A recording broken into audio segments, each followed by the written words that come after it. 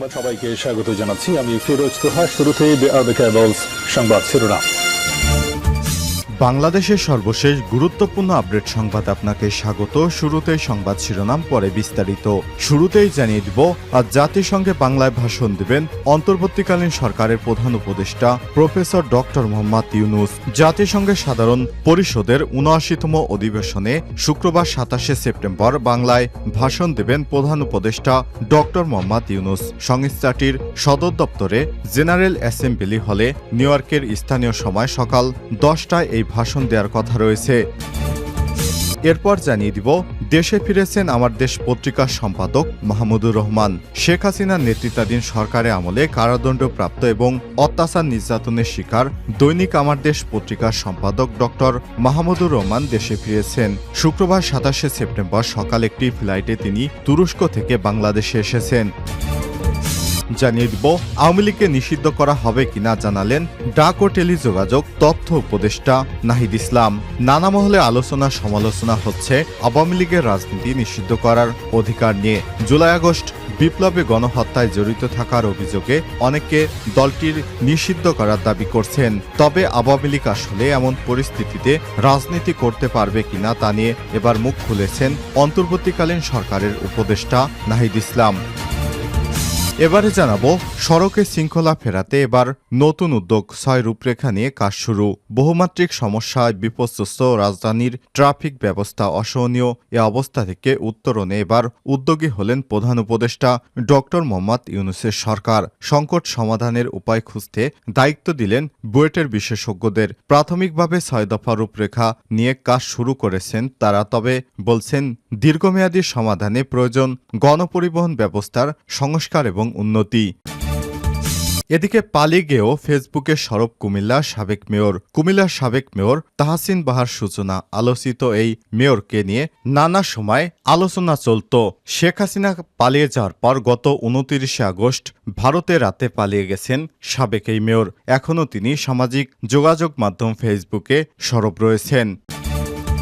এবং সর্বশেষ জানিয়ে দিব, নাটোরে প্রাণ অ্যাগ্রোর কারখানা বন্ধ ঘোষণা। প্রতিশ্রুতির সময় বৈষম্য নিরসনে উদ্যোগ না নেয় শ্রমিকদের বিক্ষোভের মুখে নাটোরে প্রাণ অ্যাগ্রো লিমিটেডের কারখানা বন্ধ করা হয়েছে।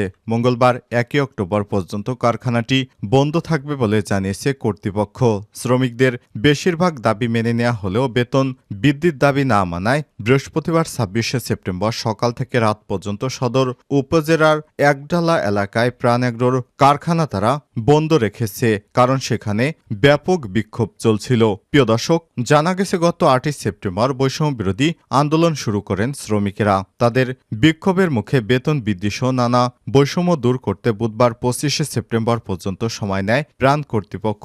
প্রতিশ্রুতি অনুযায়ী বুধবারের ভেতরে শ্রমিকদের সব দাবি দেওয়া মেনে না নেয় বৃহস্পতিবার সকাল থেকেই বিক্ষোভ শুরু করেছেন শ্রমিকেরা। এরপর থেকেই এই প্রতিষ্ঠানটি বিক্ষোভের মুখে বন্ধ রাখতে বাধ্য হয় কর্তৃপক্ষ। এতক্ষণ শুনছিলেন সংবাদ শিরোনাম, এবারে বিস্তারিত। তবে তার আগে বন্ধুরা, অনুরোধ থাকবে সংবাদটিতে একটি লাইক দিন। এই চ্যানেলে আপনি নতুন হয়ে থাকলে আমাদের সংবাদটি দেখতে দেখতে চ্যানেলটি সাবস্ক্রাইব করে রাখুন। কমেন্ট করে আপনার মূল্যবান মতামত জানিয়ে দিন বন্ধুরা, আপনি বিশ্বের কোন দেশ থেকে আমাদের সংবাদটি দেখছেন। এই সংবাদ সম্পর্কে আপনার মূল্যবান মতামত। এবারে বিস্তারিত। আজ জাতিসংঘে বাংলায় ভাষণ দেবেন ডক্টর ইউনূস। জাতিসংঘ সাধারণ পরিষদের ৭৯তম অধিবেশনে আজ শুক্রবার ২৭শে সেপ্টেম্বর বাংলায় ভাষণ দেবেন প্রধান উপদেষ্টা ডক্টর মোহাম্মদ ইউনূস। বিশ্ব সংস্থাটির সদর দপ্তরে জেনারেল অ্যাসেম্বলি হলে নিউ ইয়র্কের স্থানীয় সময় সকাল ১০টায় তার ভাষণ দেওয়ার কথা রয়েছে।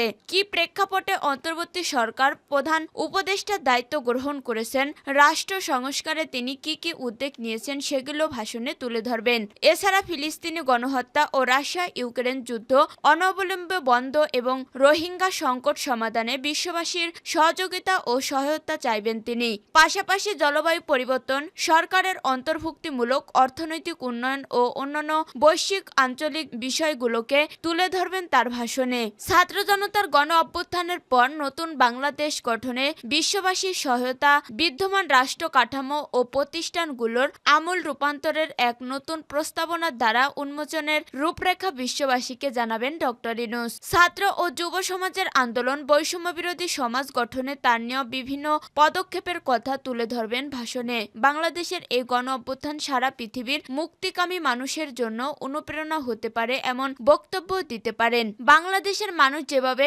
একনায়নতন্ত্র, নিপীড়ন, বৈষম্য, অবিচার ও দুর্নীতির বিরুদ্ধে রাজপথ এবং সামাজিক যোগাযোগ মাধ্যমে দৃঢ়ভাবে রুখে দাঁড়িয়েছিল সেটিরও বর্ণনা দেবেন প্রধান উপদেষ্টা। তার বক্তব্যে বিগত 2 মাসে বাংলাদেশে ঘটে যাওয়া অভাবনীয় গণ অভ্যুত্থানের বিবরণ ও আগামী দিনে জনভিত্তিক, কল্যাণমুখী ও জনস্বার্থে নিবেদিত একটি রাষ্ট্র ব্যবস্থা গড়ে তোলার দৃঢ় প্রত্যয় বিশ্ব দরবারে তুলে ধরবেন। জাতিসংঘের সাধারণ পরিষদের ৭৯তম অধিবেশনে এবার বিতর্কের মূল প্রতিপাদ্য ঠিক হয়েছে, কাউকে পিছিয়ে রাখা নয়, বর্তমান ও ভবিষ্যৎ প্রজন্মের জন্য শান্তি, টেকসই উন্নয়ন এবং মানব মর্যাদার অগ্রগতিতে একসঙ্গে কাজ করা। দেশে ফিরেছেন আমার দেশ পত্রিকার সম্পাদক মাহমুদুর রহমান। শেখ হাসিনা নেতৃত্বাধীন সরকারের আমলে কারাদণ্ডপ্রাপ্ত ও অত্যাচার নির্যাতনের শিকার দৈনিক আমার দেশ পত্রিকার সম্পাদক ডক্টর মাহমুদুর রহমান দেশে ফিরেছেন। শুক্রবার ২৭ সেপ্টেম্বর সকালে একটি ফ্লাইটে তুরস্ক থেকে শাহজালাল আন্তর্জাতিক বিমানবন্দরে অবতরণ করেন তিনি। পরে বিমানবন্দরে সাংবাদিকদের সঙ্গে মতবিনিময় করেন ডক্টর মাহমুদুর রহমান। তিনি বলেন, পরাজিত ফ্যাসিবাদী শেখ হাসিনা বিদেশে প্রভুদের নিয়ে ছাত্র জনতার বিপ্লবকে নস্যাৎ করার চেষ্টা চালাচ্ছে। এই সময়টা সবার ঐক্য ধরে রাখতে হবে। তিনি আরো বলেন, উদ্ভট মামলা, অন্যায়ভাবে 7 বছরের সাজা দিয়েছে শেখ হাসিনা। শতাধিক মামলা রয়েছে আমার নামে। এসব মামলার আইনি মোকাবেলা করা হবে। আমার বয়স হয়ে গেছে, তবে জেল খাটার মতো মানসিক শক্তি আমার এখনো আছে। জেল থেকে মুক্ত হওয়ার পরও আরো বড় পরিসরে সবাইকে নিয়ে লড়াই করব। প্রসঙ্গত, শেখ হাসিনার আমলে গত দশকে মাহমুদুর রহমানের বিরুদ্ধে সারা দেশে 124টি মামলা করা হয়েছিল। 2010 সালের জুনে প্রথমে দফায় আমার দেশ বন্ধ ও সম্পাদক মাহমুদুর রহমানকে আটক করা হয়। দ্বিতীয় দফায় 2013 সালের 11 এপ্রিল আবারও দ্বিতীয় দফায় আমার দেশ বন্ধ করে মাহমুদুর রহমানকে ধরে নিয়ে যায় পুলিশ। এরপর দিনের পর দিন রিমান্ডে নিয়ে চালানো হয় নির্যাতন। পরবর্তীতে সাজানো হয় মামলায় মাহমুদুর রহমান এবং তার স্ত্রীকে 7 বছর কারাদণ্ড দেওয়া হয়। ছাত্র জনতার গণ অভ্যুত্থানের মুখে 5 আগস্ট শেখ হাসিনা প্রধানমন্ত্রীর পদ থেকে পদত্যাগ করে দেশ ছেড়ে ভারতে পালিয়ে যান। এর মধ্যে দিয়ে আওয়ামী লীগের টানা প্রায় 16 বছরের শাসনের অবসান ঘটে। আওয়ামী লীগ সরকারের পতনের 3 দিন পর গত 8 আগস্ট ডক্টর মোহাম্মদ ইউনূসের নেতৃত্বে অন্তর্বর্তী সরকার গঠন করা হয়। আওয়ামী লীগকে নিষিদ্ধ করা হবে কিনা জানালেন নাহিদ। নানা মহলে আলোচনা সমালোচনা চলছে আওয়ামী লীগের রাজনীতি করার অধিকার নিয়ে। জুলাই আগস্ট বিপ্লবে গণহত্যায় জড়িত থাকার অভিযোগে অনেকে দলটিকে নিষিদ্ধ করার দাবি জানিয়েছেন। তবে আওয়ামী লীগ আসলে এমন পরিস্থিতিতে রাজনীতি করতে পারে কিনা তা নিয়ে কথা ঘুরপাক খাচ্ছে। গত 19 আগস্ট সারদা সোসাইটি নামের একটি সংগঠনের পক্ষ থেকে প্রতিষ্ঠানটির নির্বাহী পরিচালক আরিফুর রহমান মুরাদ ভূঁইয়া আওয়ামী লীগকে নিষিদ্ধ করার দাবিতে এক রিট করেন। তবে আদালত তার এই রিট বাতিল করে দেন। এরপর অন্তর্বর্তী সরকারের আইন, বিচার ও সংসদ বিষয়ক উপদেষ্টা আসিফ নজরুল এক প্রশ্নের জবাবে বলেন, সংবিধান অনুসারে সংগঠন করার স্বাধীনতা আছে। বাংলাদেশের স্বাধীনতা সংগ্রামে নেতৃত্বদানকালে দল ছিল আওয়ামী লীগ। বিভিন্ন গণতান্ত্রিক সংগ্রামে দলটির অবদান ছিল। আওয়ামী লীগকে নিষিদ্ধ করা সমীচীন হবে না। আসিফ নজরুল বলেন, বিভিন্ন গণতান্ত্রিক সংগ্রামে আওয়ামী লীগের অবদান ছিল, কিন্তু গত 15 বছরে দলটি যা করেছে তা তাদের ঐতিহ্য এবং মুক্তিযুদ্ধের চেতনার সঙ্গে যায় না। আওয়ামী লীগ বাংলাদেশের ইতিহাসে এক বর্বরতম ফ্যাসিবাদ কায়েম করেছিল। দলটির এমন কর্মকাণ্ডের জন্য ব্যক্তিগত বা নেতাদের সামষ্টিক দায় থাকতে পারে, কিন্তু এজন্য আওয়ামী লীগকে দল হিসেবে নিষিদ্ধ করা সমীচীন হবে না। এবার এ বিষয়ে এক প্রশ্নের জবাব দিয়েছেন অন্তর্বর্তী সরকারের তথ্য ও সম্প্রচার উপদেষ্টা মোহাম্মদ নাহিদ ইসলাম। তিনি বলেন, ফ্যাসিজম ও গণহত্যার সঙ্গে জড়িত আওয়ামী লীগ, এখন তাদের বিচারের প্রক্রিয়া চলছে। দল হিসেবে তাদের রাজনীতি করার অধিকার নেই। আওয়ামী লীগকে কিভাবে নিষিদ্ধ করতে পারে এমন প্রশ্নের জবাবে তিনি বলেন, এ বিষয়ে সরকারের জায়গা থেকে আমার এককভাবে সিদ্ধান্ত নিতে চাই না। আমার কথাটি বলছি, আমরা এ ধরনের জাতীয় সিদ্ধান্তে রাজনৈতিক ঐক্যমত্যকে গুরুত্ব দিচ্ছি। ফলে রাজনৈতিক অন্যান্য দলগুলো এ বিষয়ে মতামতের প্রয়োজন আছে। সার্বিকভাবে এই বিষয়ে রাজনৈতিক ঐক্যমত হলে আমরা সিদ্ধান্ত সিদ্ধান্ত নিতে পারি। তিনি বলেন, এ বিষয়ে একটি বিচার প্রক্রিয়া চলছে। এ বিষয়ে প্রক্রিয়ার মাধ্যমেই একটি সমাধান আসবে। এর মধ্যে আমরা রাজনৈতিকভাবে ঐক্যমত্যে পৌঁছাতে পারি। সড়কে শৃঙ্খলা ফেরাতে এবার নতুন উদ্যোগ, 6 রূপরেখা নিয়ে কাজ শুরু। বহুমাত্রিক সমস্যা, বিপর্যস্ত রাজধানী ট্রাফিক ব্যবস্থা, অসহনীয় এ অবস্থা থেকে উত্তরণে এবার উদ্যোগী হলেন প্রধান উপদেষ্টা ডক্টর মোহাম্মদ ইউনূস। সংকট সমাধানের উপায় খুঁজতে দায়িত্ব দিলেন বুয়েটের বিশেষজ্ঞদের। প্রাথমিকভাবে 6 দফার রূপরেখা নিয়ে কাজ শুরু করেছে তারা। তবে বলেছে, দীর্ঘমেয়াদী সমাধানে প্রয়োজন গণপরিবহন ব্যবস্থার উন্নতি করা। সড়কের দুর্ভোগ যেন ঢাকাবাসীর ভাগ্যের সঙ্গে ওতপ্রোতভাবে জড়িত। স্বস্তির আশায় বিভিন্ন সরকার নানান স্বপ্ন দেখলেও দিন শেষে দুঃস্বপ্নই নগরবাসীর সঙ্গে। 5 আগস্টের রাজনৈতিক পট পরিবর্তনের পর অনেকটা কার্যকর হয়ে পড়ে ট্রাফিক ব্যবস্থা। সংকট নিরসনের রূপরেখা দেশীয় ও স্বল্প খরচে সমাধানের পথে হাঁটতে চাইছে অন্তর্বর্তী সরকার। উপায় খুঁজে বের করতে প্রধান উপদেষ্টার দায়িত্ব দেন বুয়েটের 2 বিশেষজ্ঞকে।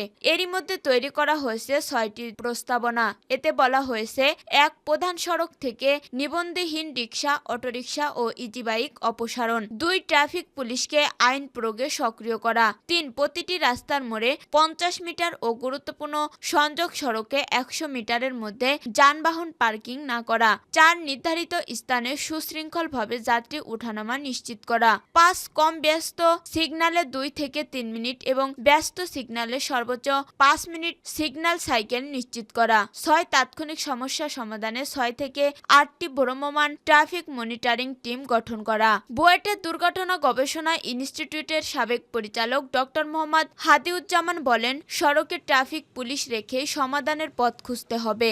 আমাদের যে পরিমাণ বিশৃঙ্খলা ব্যবস্থাপনা আছে, সেখানে ব্যাকরণ কাজ না করে আধুনিক কিছু চাপানো যাবে না। আমরা যেটি চিন্তা করছি সেটি হচ্ছে অনেকটা semi automated flexible signal light বলছি। এখানে অটোমেশন থাকবে, আবার সেই সঙ্গে ট্রাফিক পুলিশ ম্যানুয়ালি এই টাইম পরিবর্তন করতে পারবে। এই ট্রাফিক ব্যবস্থাপনা দেখভালের মূল দায়িত্ব পালন করবে ঢাকা সড়ক পরিবহন সমন্বয় কর্তৃপক্ষ, আর বাস্তবায়নে থাকবে ট্রাফিক পুলিশ বিভাগ। এই পরিকল্পনা কতটা সুফল আনবে এমন প্রশ্নে আশাবাদী পুলিশ। ঢাকা মেট্রোপলিটন পুলিশের ডিএমপি অতিরিক্ত পুলিশ কমিশনার খন্দকার নাজমুল হাসান বলেন, যখন কোনো সিগন্যাল অভ্যস্ত করা হবে, একজন কনস্টেবল পুরো ট্রাফিক সিগন্যালটা কন্ট্রোল করতে পারবে। যেখানে বর্তমানে 5 জন কাজ করবে, তবে মানুষ অভ্যস্ত হয়ে গেলে বাকি 4 জন অন্য বাকি কাজগুলো দেখভাল করতে পারবে। তখন মানুষ ইচ্ছে করে সিগন্যাল অমান্য করবে না। পুলিশ আইন প্রয়োগ করে কখনই ট্রাফিক সিস্টেম উন্নতি করতে পারবে না। চালক বা যাত্রী যদি আইন মানে, তখন পুলিশ আইন প্রয়োগ করতে সুবিধা হবে আর ট্রাফিক সিস্টেমও উন্নত হবে। বিশেষজ্ঞরা বলছে, দীর্ঘমেয়াদী ঢাকার ট্রাফিক ব্যবস্থার শৃঙ্খলা ফেরাতে প্রতিদিনের প্রায় 2 কোটি ট্রিপের 70% নিশ্চিত করতে হবে বাসে। রাষ্ট্রের একক মালিকানায় চালাতে হবে সব বাস।